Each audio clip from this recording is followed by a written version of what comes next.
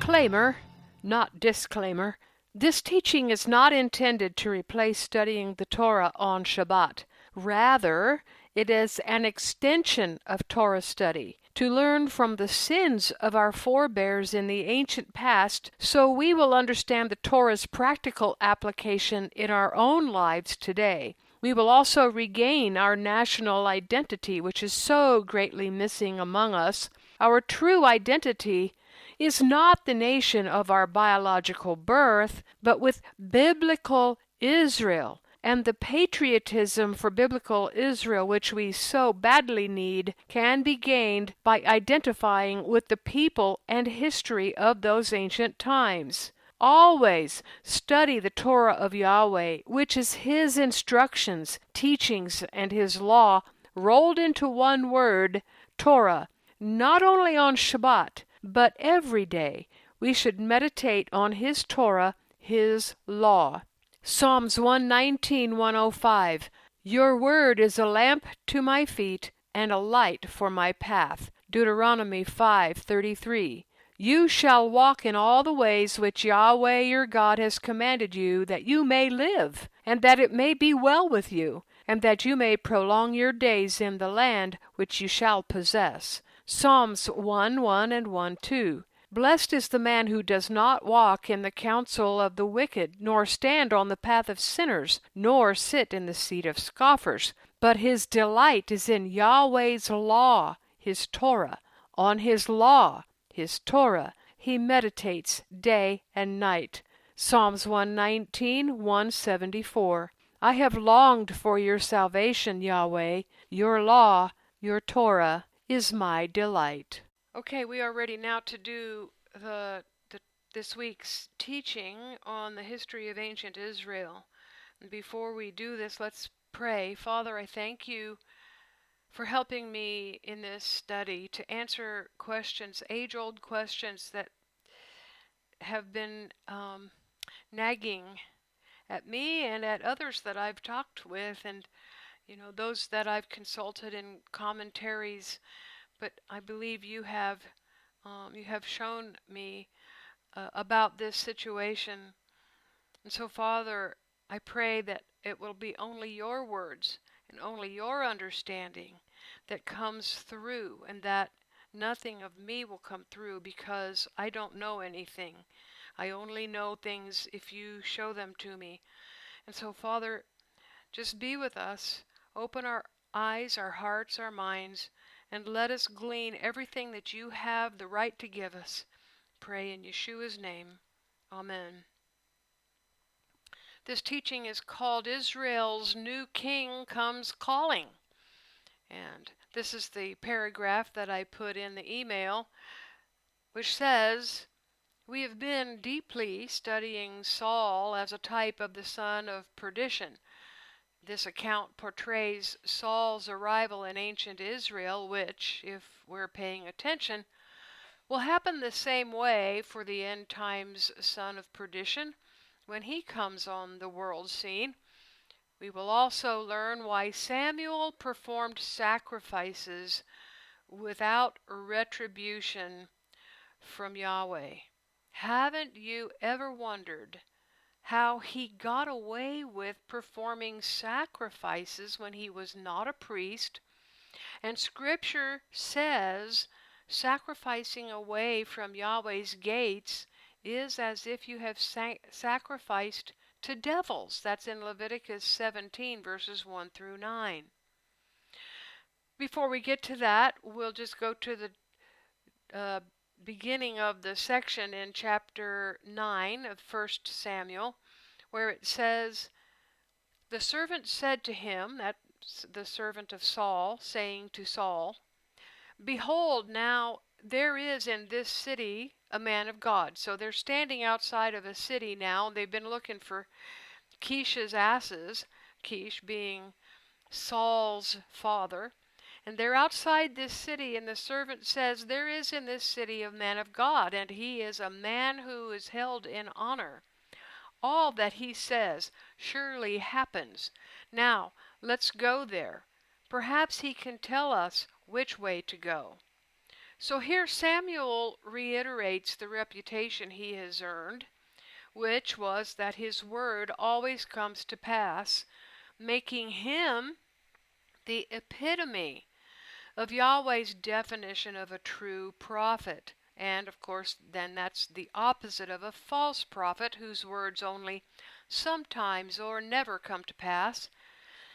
Given the truth of this, and given that Samuel had thoroughly explained the hell Israel would suffer under a human king, Israel still decided to have a human king instead of Yahweh, their divine king.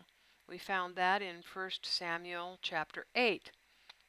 Saul's servant knew there was a man of God in this city because this may have been Samuel's hometown, Ramah, which was in Ephraimite territory where Saul and the servant had been searching for his father's asses. But Yahweh has now chosen the man who will lead Israel, Saul. His foray into Ephraimite territory looking for his father's asses will now find him walking right into the destiny Yahweh has for him, which was to be king of Israel. 1 Samuel 9:7 says, Then Samuel said to his servant, But behold, if we go, what should we bring the man? For the bread is spent in our sacks, and there is not a present to bring to the man of God. What do we have? Well, first of all, know that Samuel did not charge a fee for his services. No man of God ever does. It was a custom then, as now, to bring a gift, an offering, to one who performs services for the people of Israel, and that's what Saul was referring to. What gift would they have?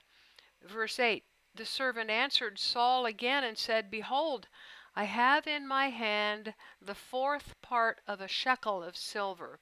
I will give that to the man of God to tell us our way.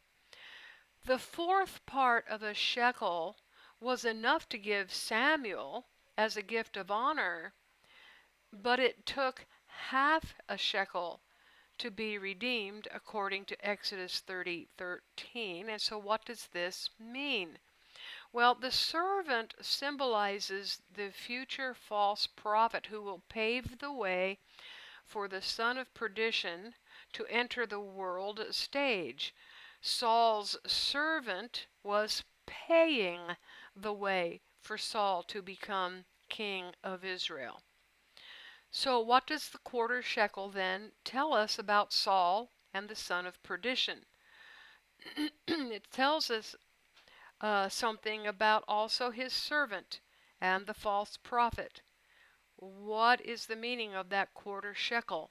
Well, it means that the future son of perdition and the false prophet will fall short of redemption. And in fact, Saul also fell from his kingdom. In 1 Samuel 9:9 it says, In earlier times in Israel, when a man went to inquire of God, he said, Come, let's go to the seer. For he who is now called a prophet was before called a seer. That word seer there means a visionary. Then Saul said to his servant, Well said, come, let's go. So they went to the city where the man of God was.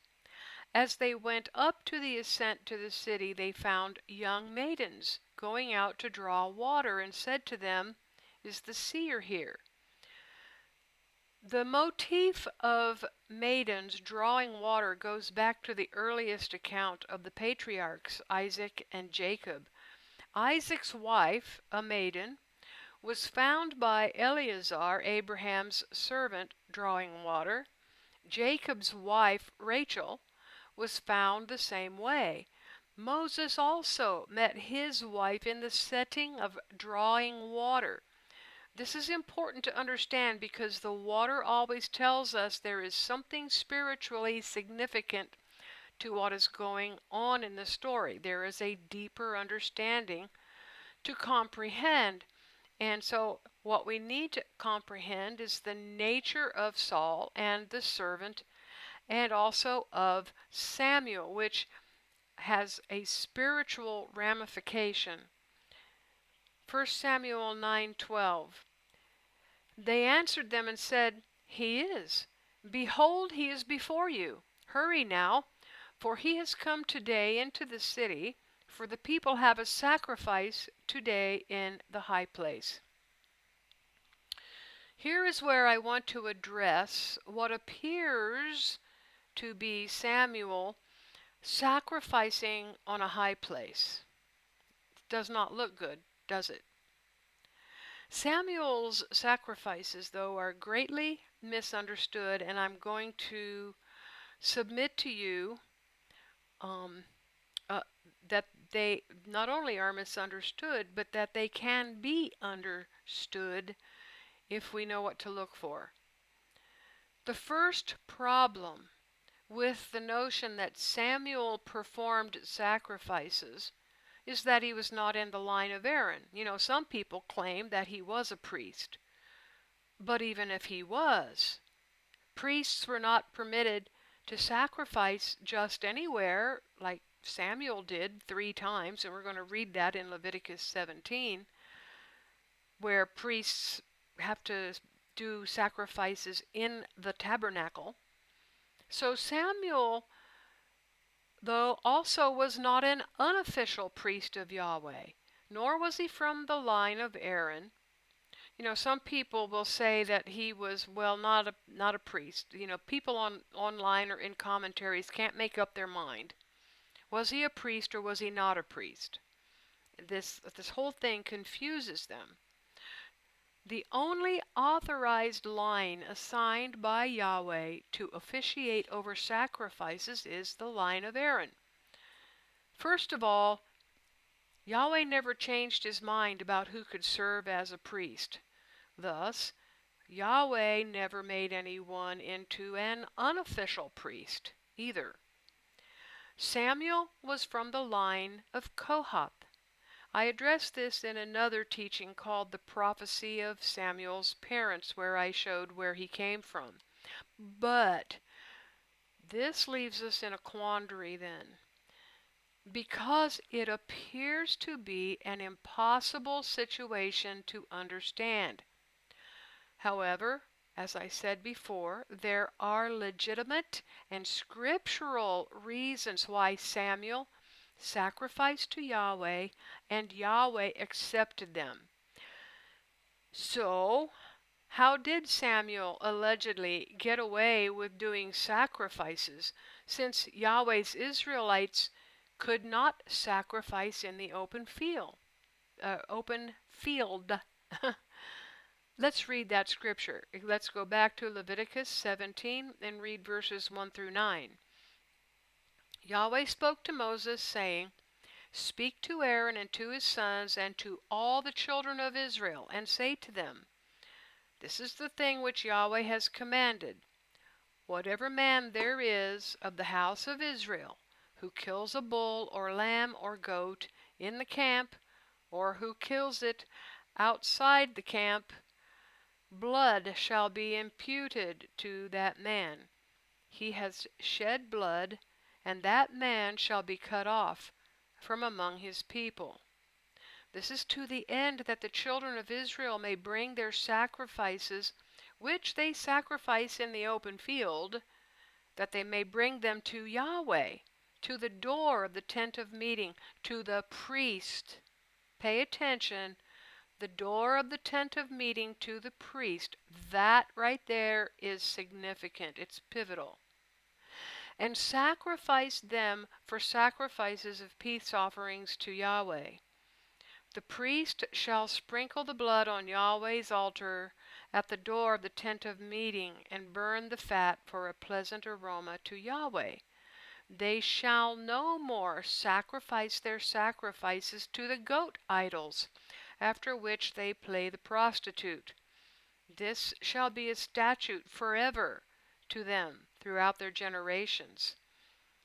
You shall say to them, Any man there is of the house of Israel, or of the strangers who live as foreigners among them, who offers a burnt offering or sacrifice, and does not bring it to the door of the tent of meeting to sacrifice it to Yahweh, that man shall be cut off from his people.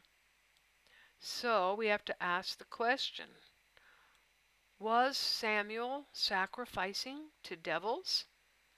No, but there is confusion over what Samuel did. Official sacrifices, I use that word official on purpose.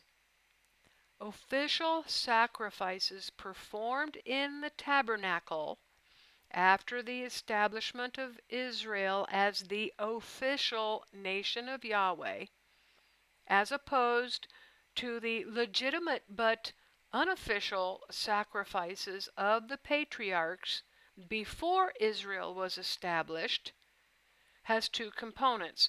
So you have what the patriarchs did before Israel was established. We just read about that today, where Abram, we read about him 3 times making a sacrifice to Yahweh. Those were legitimate sacrifices, but they were unofficial because there was no Israel yet. Okay? But now we've had Israel. Israel at this point is about 450 to 500 years into its nationhood. So let me say this a different way. Before Israel existed, all sacrifices to Yahweh were legitimate, but they were unofficial. They were not presided over or officiated over by an established priesthood. After Israel and its priesthood was established, official sacrifices had to be done at Yahweh's gates. If you didn't do an official sacrifice the way Yahweh said it, and you did it away from his gates, you were sacrificing to goat demons. No Israelite, including the priests, could offer sacrifices just anywhere. So this alone lets us know that Samuel was not a priest from the line of Aaron. But here's another thing. I want to go off script a little bit here because I'm going to say this, I'm going to reiterate it, but I'm going to say it this way before I even say it again. Yeshua said he is the gate to the sheepfold. These priests were the gate to Yahweh's sheepfold, to his tabernacle.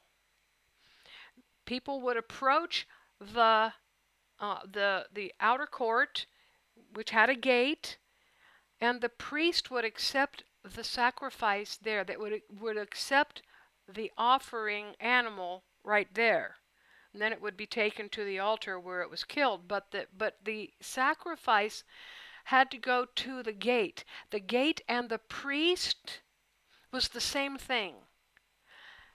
Hold that idea in your head. I know probably, maybe you haven't heard that before. I don't know for sure, but maybe you have not heard that before.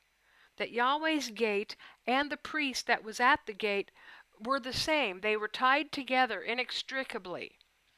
So now back to the transcript. Leviticus 17 says, Israel's sacrifices must be presented to the priest. The only place where the priests could accept sacrifices was at the tabernacle.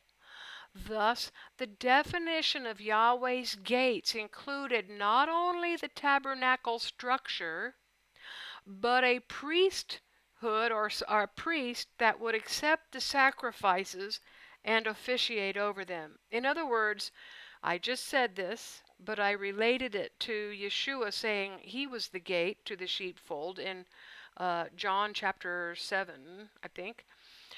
Yahweh's gates and his priesthood are the same thing. The gates and the priesthood are inseparable.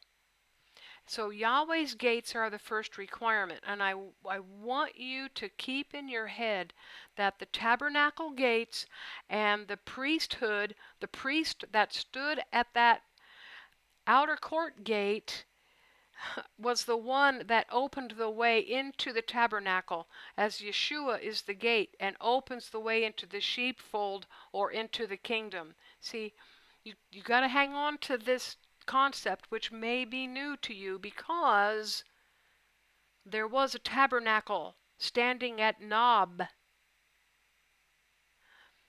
But Nob was not the place of Yahweh's gates, because Yahweh had pronounced the Itamar priesthood as illegitimate and had removed the line of Itamar from his service forever, as prophesied in 1 Samuel 2 verses 27 to 36 and 1 Samuel 3:14. On the day the Philistines captured the Ark of the Covenant, Yahweh ripped the priesthood from that line in 1 Samuel chapter 4, which left Israel without Yahweh's gates. So while there was a structure at Nob, the structure was a moot point, because there was no legitimate priesthood to stand at the gate to accept the sacrificial animal and to officiate over Yahweh's offerings. Yahweh would not have accepted any sacrifices coming through that particular line. The Itamar priesthood, the men who served in this line, were still alive after Eli and his two wicked sons were killed and the priesthood ripped away. But they were hobbled. They were only functioning unofficially and as best they could under Eli's grandson, Ahitub. They continued to bake the showbread, light the incense and menorah, the work of the holy place, but they could not officiate at the brazen altar. This situation created the problem of having no gates to take sacrifices to, because there was no legitimate and authorized priesthood. And it would remain this way until Solomon consecrated the temple at Jerusalem. But also, there was no annual atonement, no Yom Kippur, because the priesthood did not have possession of the ark. There was no work that could be done inside the Holy of Holies. Do you remember in 1 Samuel chapter 7 verse 2 that from the day that the ark stayed in Kiryat Yearim, the time was long, for it was 20 years, and all the house of Israel lamented after Yahweh? I touched on this when we studied chapter 7, but having no Yom Kippur, no annual atonement, this is why they lamented after Yahweh. There was no annual atonement for the nation of Israel, no Yom Kippur.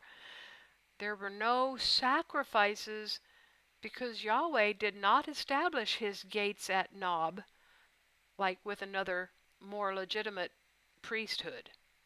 And there was no official legitimate priesthood there. So we now know that the first requirement for official sacrifices was that there must be Yahweh's gates, which also have an authorized priesthood to officiate. Now, let's read about the second the second requirement for sacrificing. These two things are both required.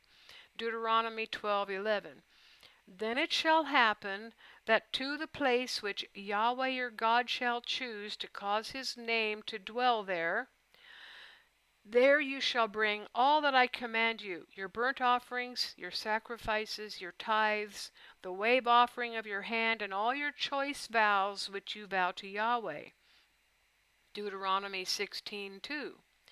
You shall sacrifice the Passover to Yahweh your God of the flock and the herd in the place which Yahweh shall choose to cause his name to dwell there. Deuteronomy 16:6. But at the place which Yahweh your God shall choose to cause his name to dwell in, you see, that's a pretty important thing, isn't it? There you shall sacrifice the Passover at evening, at the going down of the sun, at the season that you came out of Egypt. And so, Deuteronomy is the renewal. It's a covenant renewal between Yahweh and the children of Israel. But there are some things in Deuteronomy. We have the progressive uh, nature of uh, you know what is this progressive revelation that happens in Scripture. They were governed in the wilderness, but there's some additional things now. You're going into the land. I'm going to choose a place for my name. And you're going to come to the place where I cause my name to dwell there. So these were the two requirements for sacrifices. Yahweh's gates with a legitimate and authorized priesthood to officiate, and a place where he had established his name. Well, he had established his name at Shiloh, according to Jeremiah 17, verses 12, 13, and 14. But now that was destroyed.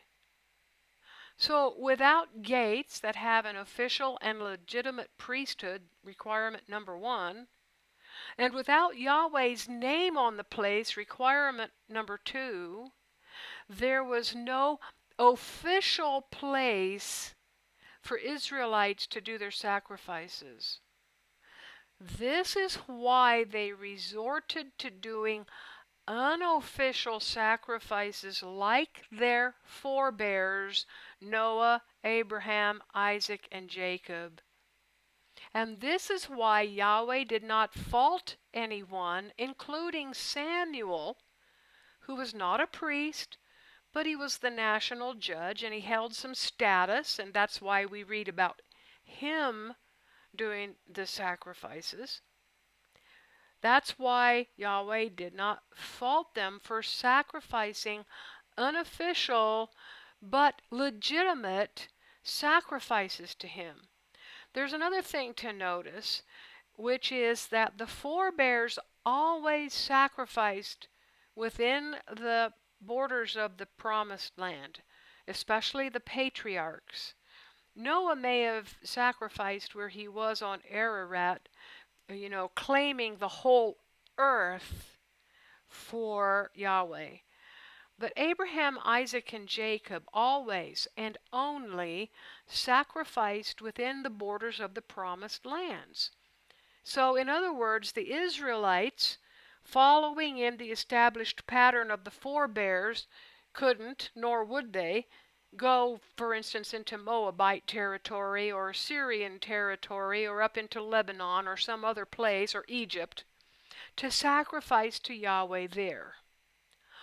All of the patriarchs only sacrificed inside Yahweh's borders of the promised land. Those borders also represent Yahweh's gates.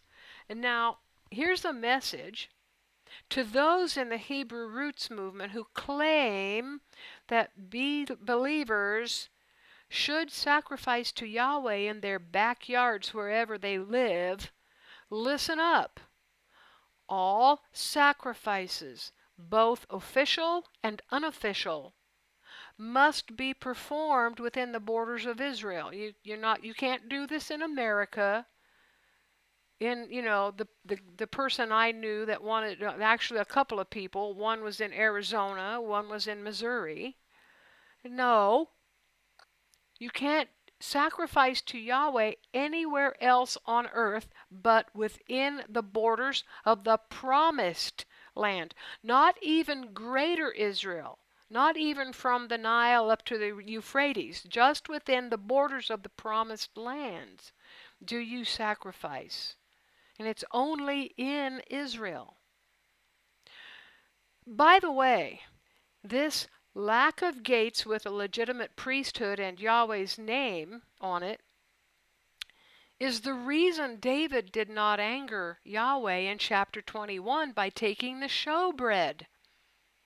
Had there been official gates with a legitimate priesthood and had Yahweh's name been on the tabernacle at Nob, David might have been killed by Yahweh. Israelites also probably chose the high places for sacrificing, as was the case in this chapter, which likely served two purposes, especially if you were of the remnant, the loyal, faithful Israelites, because, first of all, it showed that Yahweh is greater than the demon deities that the rebellious Israelites sacrificed to, and second, sacrificing to Yahweh there could reclaim the high place and the surrounding area for Yahweh once again. So the false doctrine that Samuel was given a pass, or that Yahweh just overlooked Samuel's sacrifices because of his prophetic office, or that he was the judge, are heretical and antithetical to kingdom law and instructions in Leviticus 17. And let me add that's another way that the false doctrine makes Yahweh look fickle, like he changes his mind, and what's the other thing? He's fickle, and I don't know what else. I had another thing in my mind. That, it makes it look like we can't trust his word. And that's not true at all. And then I've run into this other notion that's one person has told me, is that Samuel was actually in the line of Melchizedek somehow, which would supposedly legitimize his sacrifices. Well, that also is not true. Yahweh would never reestablish the line of Melchizedek again until Yeshua came. Yahweh had split the Melchizedek line through Jacob's prophecies of his sons in Genesis 49 by giving the kingship to Judah, the priesthood to Levi, and the blessing to Joseph. All of those go to the Melchizedek. But once that prophecy was made, it actually happened immediately. That line only came back together in one individual again through Yeshua. So this idea that Samuel was actually in the line of Melchizedek and that made his sacrifices okay is also a false idea. So now, here in chapter 9, it is easy to get the impression that Samuel sacrificed at a high place on the day he met Saul, if you don't read carefully. Samuel did not perform that particular sacrifice. An unnamed person did so. And I will share with you the reason that I say that, because Samuel only blessed the sacrifice. In verse 13 it says, "As soon as you have come into the city, you will immediately find him before he goes up to the high place to eat. For the people will not eat until he comes, because he blesses the sacrifice. Afterwards those who are invited eat. Now therefore go up, for at this time you will find him." Now this is those maidens talking to him. And so Samuel was not performing the sacrifice. He went to the high place to bless it after someone else performed the sacrifice. Otherwise, Samuel would have still been officiating at the high place rather than coming out of his house where he accidentally ran into Saul uh, in the next verse.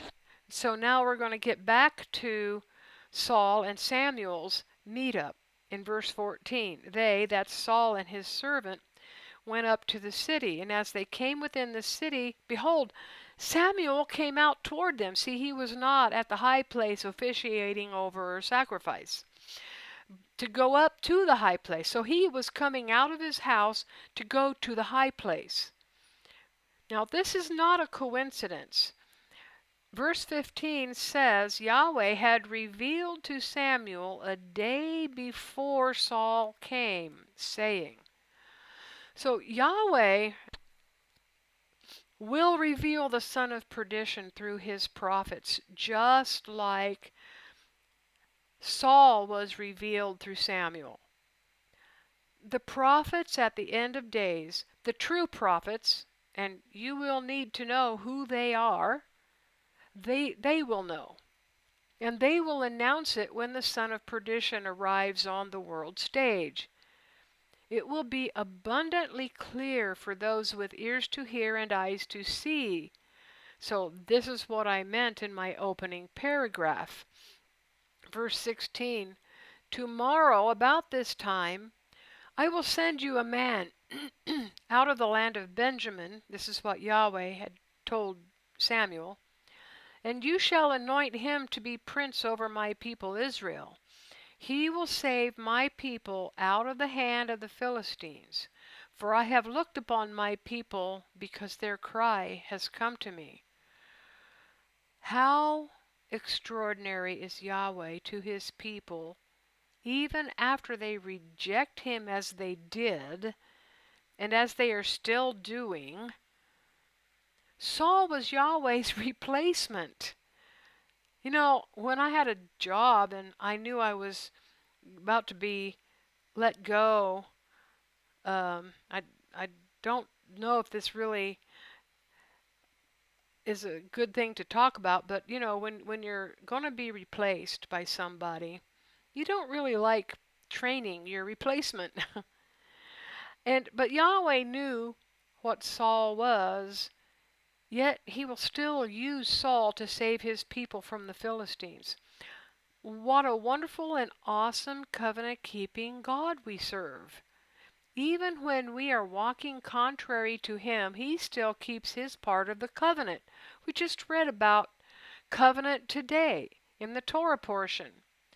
Verse 17, when Samuel saw Saul, Yahweh said to him, behold the man of whom I spoke to you. He will have authority over my people. Then Saul approached Samuel in the gateway, said, please tell me where the seer's house is. He didn't even know who Samuel was. He was just talking to Samuel and didn't know it. Samuel answered Saul and said, I am the seer. Go up before me to the high place, for you are to eat with me today. In the morning I will let you go and will tell you all that is in your heart. As for the donkeys who were lost 3 days ago, don't set your mind on them, for they have been found. For whom is all that is desirable in Israel? Is it not for you and for all your father's house? And I haven't put this in the script, but you know, we could say 1,000 years for a day, 3 days. Yeshua was born in the beginning of the 4th millennium, so an additional 3 days puts you into the 7th millennium, so there's that. Saul also was about to learn what was in his heart, which suggests Saul, like most of us who are not aware of everything that is in our heart, neither was he aware. At this point, he was probably thinking only about his father's asses, but Samuel's statement quickly changed that. He said, for whom is all that is desirable in Israel? which was a question about what was on every Israelite's mind, including Saul's. Who would Yahweh choose to be king of Israel? And then Samuel answers the question and says, "Is it not for you and all your father's house?" It was Saul whom Yahweh chose. Verse 21. Saul answered and said, "Am I not a Benjamite of the smallest of the tribes of Israel, and my family the least of all the families of the tribe of Benjamin? Why then do you speak to me like this?" Saul understood immediately. Yahweh was choosing him. But why? He was the least of the family, and his family was the least in the tribe of Benjamin. Saul counted himself among the least of all Israel. Saul's reply was not only one of astonishment, but was one of humility, and I don't believe that it was feigned humility. It was not feigned humility, but true humility. And there was probably a sense of surreality also. Like, this can't be real. You'd be shocked too, right? Well, men may start well and with good intentions, but then come to ruin because of what is within their hearts. Lust for power and wealth usually is what's in there. During that night of vigil, Samuel would speak with Saul about his heart and would advise him about watching over or guarding his heart, because Samuel was a seer as well as a prophet who already knew Saul's character, which Saul could correct if he wanted to. Well, we have traveled from Samuel as a seer, a visionary, and not just a prophet, to Saul and his servant meeting up with Samuel by divine appointment, to Samuel doing sacrifices. We've learned that today's prophets will recognize and reveal the son of perdition, just like Samuel recognized and revealed Saul. And we have now ended with an assessment of Saul's character, him not really knowing his own heart, which will prove to be a problem in his kingship. A lot was packed into this teaching, and it may be that I have given you much new information to chew on, so I will now end this teaching.